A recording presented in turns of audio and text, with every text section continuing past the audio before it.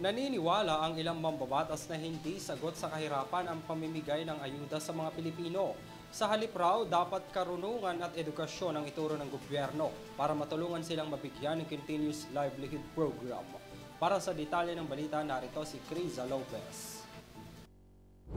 Iginiit ng mambabatas mula sa mataas at mababang kapulungan na hindi sagot ang ayuda ng pamahalaan para matugunan ang kahirapan ng mga Pilipino. Ayon kay Senate Minority Leader Coco Pimentel at Albay 1st District Representative Edsel Lagman na kailangan tanggapin ng pamahalaan na kahirapan ng isa sa mga problema ang kinakaharap ng mga Pilipino.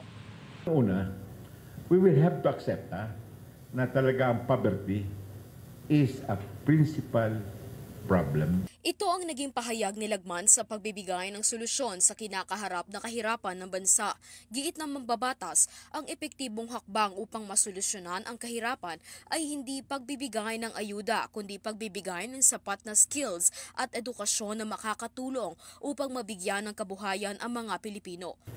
Give our people the necessary skills through education and training, technical education also, and give them capital in order na meron silang puhunan parang kumita. Pero kung ayuda lamang, walang mangyayari. That will not solve poverty. That will even exacerbate poverty. Suwestyon niya na dapat magkaroon ng convergence program ang Department of Education sa Department of Health upang matugunan ang malnutrition at stunting sa mga bata na may malaking epekto sa pagkatuto ng mga estudyante. Sa pananaw ni Senator Coco Pimentel, nagiging isang uri ng gift-giving ang mga ayuda na politiko ang nagbibigay, bagamat nakatutulong ang mga programa na nagbibigay ng grants katulad ng Assistance to Individuals in Crisis Situation o AICS at Pantawid Pamilyang Pilipino Program ng DSWD at tupad ng DOLE. Lumalabas na ang ilan dito ay temporary lamang na tulong. Tugod dito ni Pimentel, kung kailangan ng maraming trabaho, dapat gumawa ang pamahalaan ng isang manufacturing na lilikha ng mas maraming trabaho. So, balik nga tayo sa trabaho.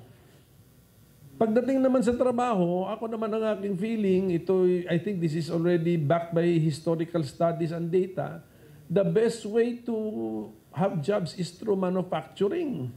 We must be manufacturing. Questionable rin para sa mga mambabatas ang employment rate ng Pilipinas noong April 2024 at noong mga nakaraan. Umabot sa 96% ang employment ng bansa. Inirekomenda rin daw ni Pimentel sa Philippine Statistics Authority na dapat na baguhin ang definisyon ng kung sino ang totoong may trabaho at wala. We are so loose with our definition. We have to improve our definition of who got employed and who got employed. Kasi yun ang minaminus sa 100 to get the unemployment rate. So we have to be realistic. Gayon din sumang-ayon si Lagman na hindi rin dapat ipagsawalang bahala ang datos ng underemployment rate sa bansa. Para sa EuroTV News, Criza Lopez, sumasaludo sa bawat Pilipino.